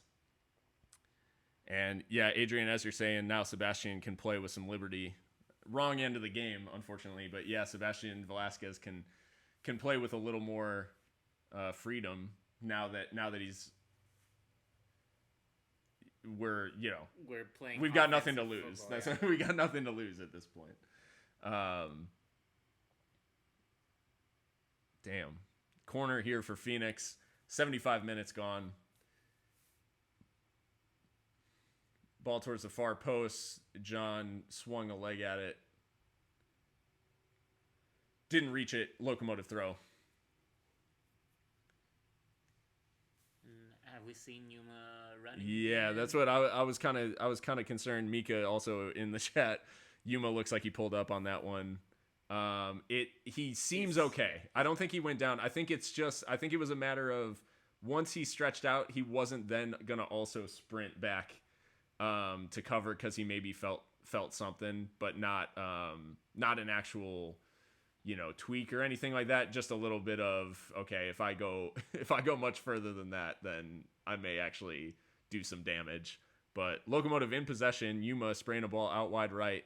Rebellion pushed high up the field because why not? And now Locomotive just trying to kind of play their normal game. Yeah, this looks like like first minute Locomotive. Yeah, passing it around the back, just trying to hold some possession. As Omar getting his first serious touches, he's dropped extremely deep to receive that one, ends up playing it back to Chiro, and they're just looking for that. They're looking for that way through this press of Phoenix, and it's extremely tough when you have one less option than the opposition. To play through that high press, it just becomes that much more difficult to find your outlets, and ultimately Phoenix now back in possession after that long ball doesn't find its target. So yeah, the mountain that we were climbing in the first place became a huge mountain. Then it became manageable. Then it became a gigantic mountain again, and now it's become Everest to try to get back into this one. It will take something extremely special to get something out of this game now, as that ball's flicked through Calistri for Phoenix, and then John dummied it for Asante. Asante into the center, and somehow Joey Calistri has missed from 5 yards. Honestly, I'm surprised that wasn't called a foul up there. I don't understand. I was sure that was going to be a foul. So I have lost all comprehension of what this referee considers a foul. When Musa went down is specifically what I'm referring to. Right. That's a howler. That's a shocking miss. That is a shocking miss from Joey Calistri. He came on for Flemings, who he said his shooting was the issue. And Calistri has found a way to make Flemings shots wide look like... Right, at least Flemington feel good about himself. Yeah. Is that combination play on the edge of the area results in Locomotive possession. Phoenix not able to get forward. Velasquez getting on the ball here. Can we make some magic happen? Omar takes a little bit of a loose touch, but a free kick is given to Locomotive. I think it's the second of the half. Adrian saying any shouts for subs. I would say Moses is kind of our last real roll of the dice. Yeah, unless Mark Memo. Choppa's on the bench Choppa, too. Maybe get that Hart out there. That Hart for a few minutes. I don't know that he necessarily adds anything in a goal scoring sense, but maybe I would say maybe. I think Mark keeps that third sub in his pocket a lot of the time. So I think unless it's enforced by an injury or something like that, I don't think he's making any more changes. Yeah. If I'm being real, because I don't know that. I mean, aside from just tossing Memo on and just completely saying fuck it, like, and going 3 strikers and no midfield, and as decent save from Ketterer, shot from distance from Asante. We're into the last 10 minutes of regular time.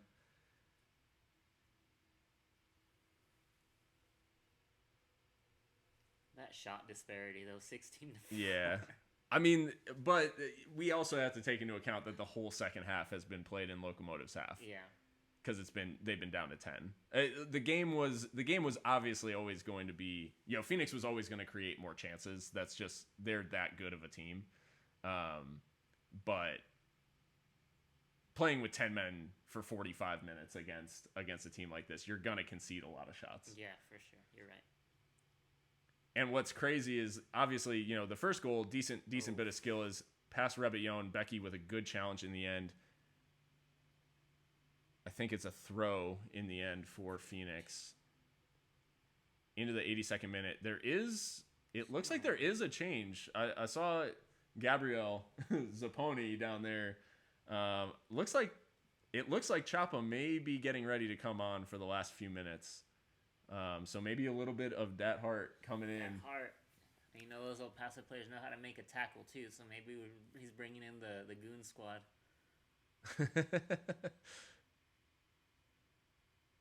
John trying to get on the end of that cross. We've defended skips those away crosses from him really well. Yeah. No, that's what's so frustrating, I guess, about this performance is it wasn't New Mexico. It was easy to just say, all right, we weren't good enough offensively, weren't good enough in possession, and weren't good enough in defense. Deservedly lost that game.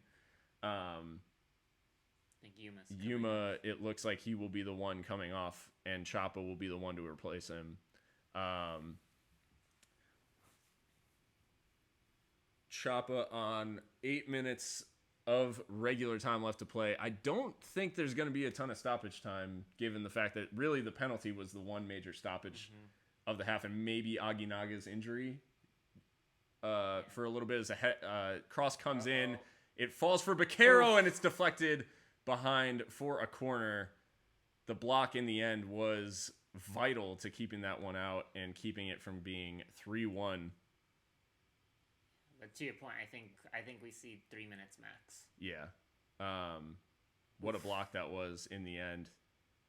Who was that even? Was that Chapa? Dat Hart. Instant impact. But yeah. So, New Mexico, it's easy to point to, the areas where we weren't good enough. It's frustrating because you point to all the areas where we were good and we've still lost. As this ball chipped over the top, Becky doesn't win the header, but John misjudges the flight of the ball, and I think it's Derek Gebhardt back defending, and puts the clearance out. But I mean, Locomotive, obviously they need a goal, can't get on the ball right now. And Phoenix screaming down that right-hand side and have earned a corner. Omar deflecting it behind for a corner, tracking back. Everybody's done a ton of work today. I think, there's no such thing as a moral victory, I guess. But in this case, going to Phoenix and being able to feel pretty hard done by a 2-1 scoreline, I'm okay with that. Yeah. The game was not as lopsided as I thought it would be at 11v11. Not at all. Hung with them for 45, and the sending off. I mean, the sending off changed everything.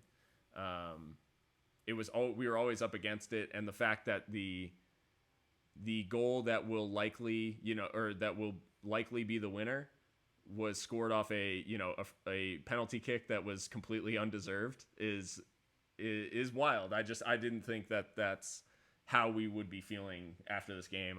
I thought we would be feeling, we gave it a gave it a good run out.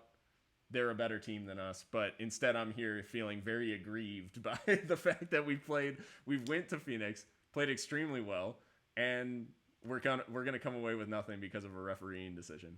As this ball's played through Baquero, strong tackle from Becky, as you'd expect, and it's behind for a Phoenix corner. But no one from Locomotive giving up here in the late stages, but it is they're just not able to get on the ball. Yeah, in a game where it would be very easy for them to do so.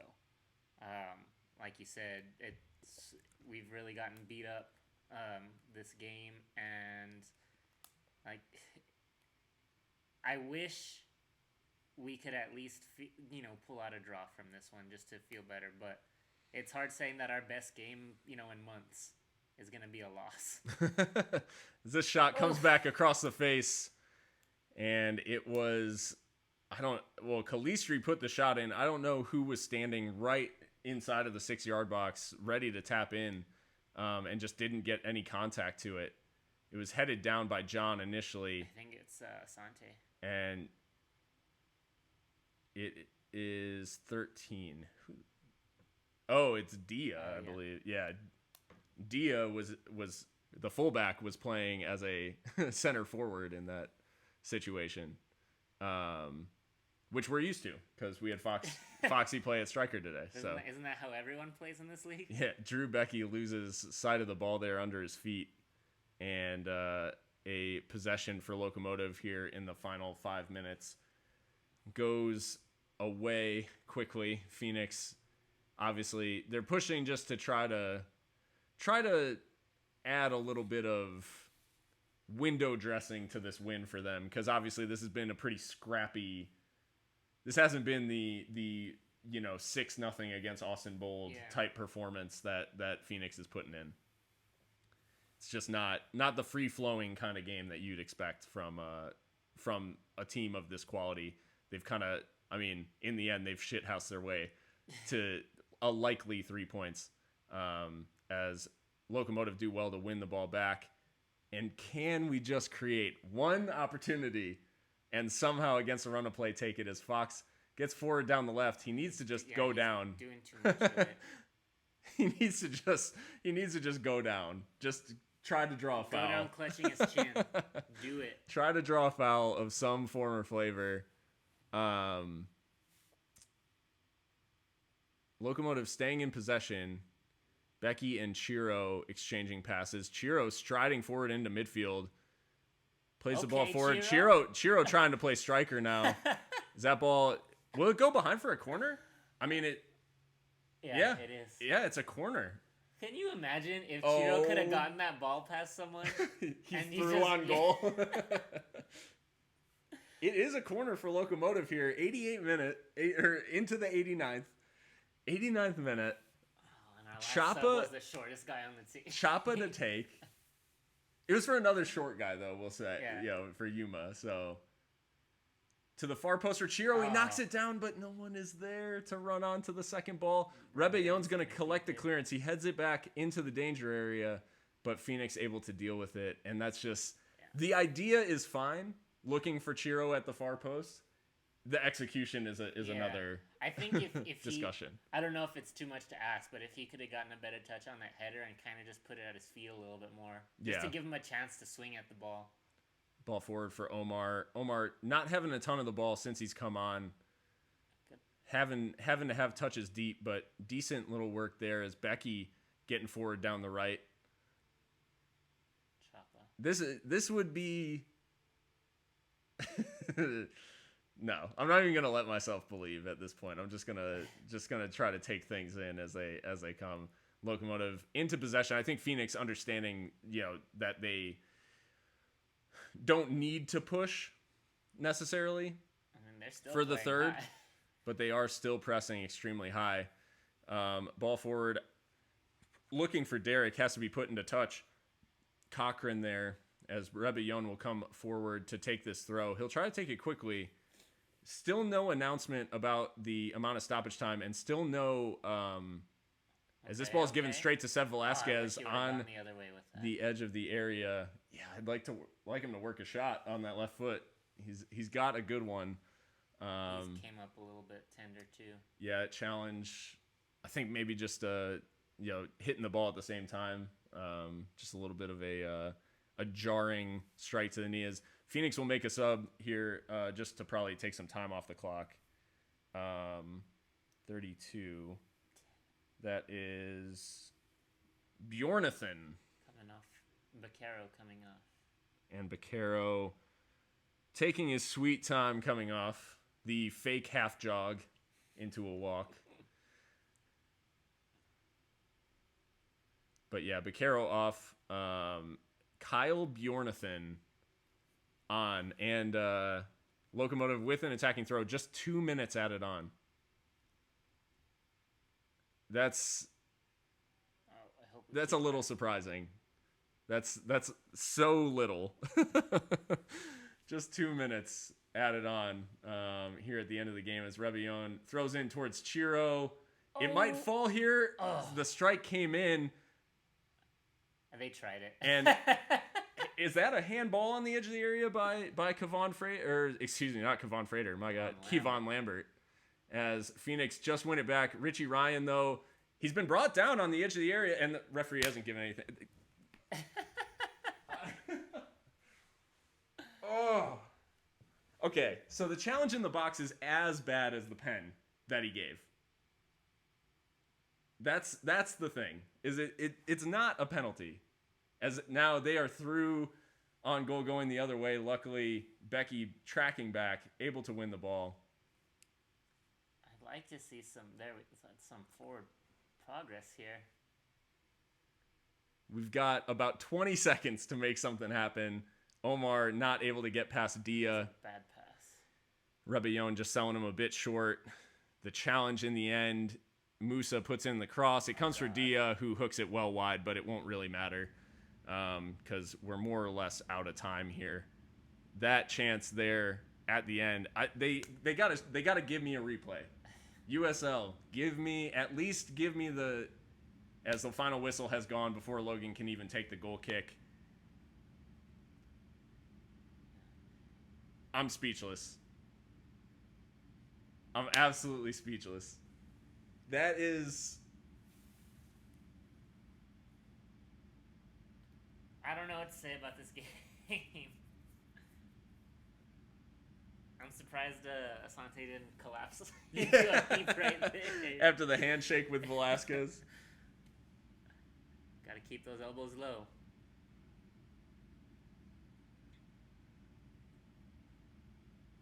That is a... I came into this game not expecting a win by any stretch of the imagination. But for us to play that well and not get a draw is just... I don't know. And our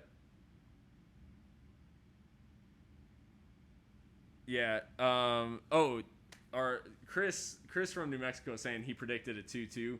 I think you'd have seen a 2-2 at least if it stayed 11-11. I mean, Chris, you just watched that game. That was obviously a very different Locomotive than what you saw play in Albuquerque. I can't. That is so soft. That's nuts. I can't believe we lost because of that penalty. Oh, man. Bro. You gotta say, the ref was confident about that one, too. He gave it immediately. Right. Bro. I wonder if Drew has kind of earned himself a reputation, though, too. Maybe a little bit. If that adds to it. Yeah. But, man, this game... So to recap the action, things were looking good for Phoenix initially. Really kind of dominated the opening exchange, but then Jose Aguinaga opened the scoring. Locomotive grew into the game immediately. Edson Partida equalizing just a few minutes after the opener was scored. Got Locomotive right back into the game. And then just as the first half was ending, James Kiffey sent off he was sent off for an elbow. The problem being that the elbow didn't actually connect with the face of Solomon Asante, who went down clutching his face. He fell to the ground, got James Kiffey sent off. Played with 10 men there in the second half, the entire second half, and still gave a good account of themselves. Locomotive played extremely well defensively, holding what is, one of the most potent attacks in USL history, holding them to 1 goal until the 70th minute when a extremely soft penalty was given for Phoenix. Becky just going for an aerial challenge, as you do. John falling to the floor, and earning a penalty for his side. Locomotive did more than enough to earn a point in Phoenix and are extremely unlucky to come away without any points from that. It's it's tough to take. With as many shots as Phoenix took, they were on 20 for the night. There were only 5 on target to Locomotive 3. So like you said, it as more far or less as an even game. Yeah. And you have to say we had 5 shots total, so we were effective with our shooting, which is kind of rare for us. Fortunately, we just couldn't get them to go through. Yep, and Phoenix giving the save of the match to Zach Lubin when obviously the save of the match happened at the other end. They're not going to show the incident at the end either. They're not going to show it because, yeah.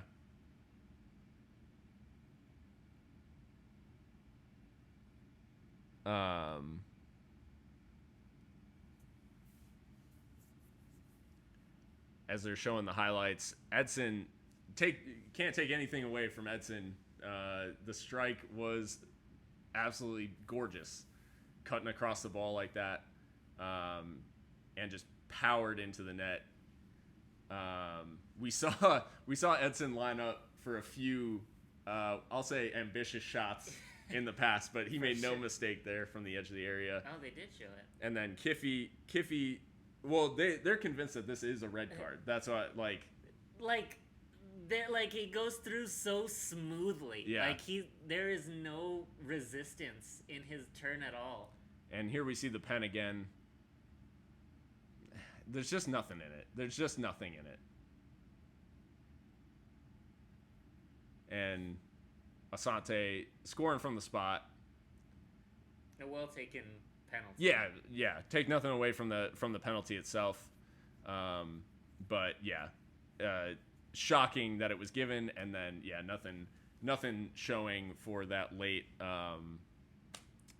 that late chance from Locomotive, where I thought, based on the refereeing up to that point, a couple of fouls were committed, but it is a 2-1 loss. We will be back with a fresh Seriously Loco episode for the first time in a while this Tuesday. So we'll be back in your podcast apps, and that's basically it from us. I hope you guys have enjoyed.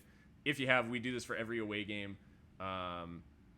Still have quite a way. I guess next week is a home match. Yes, against Tacoma. Next Saturday against Tacoma. A welcome opponent. So hopefully we can put Tacoma to the sword. Thank you guys for joining in. It's always fun doing these and cathartic, to kind of work through the emotions verbally in real time. But yeah, thank you guys, and we will see you soon. Until next time, stay loco.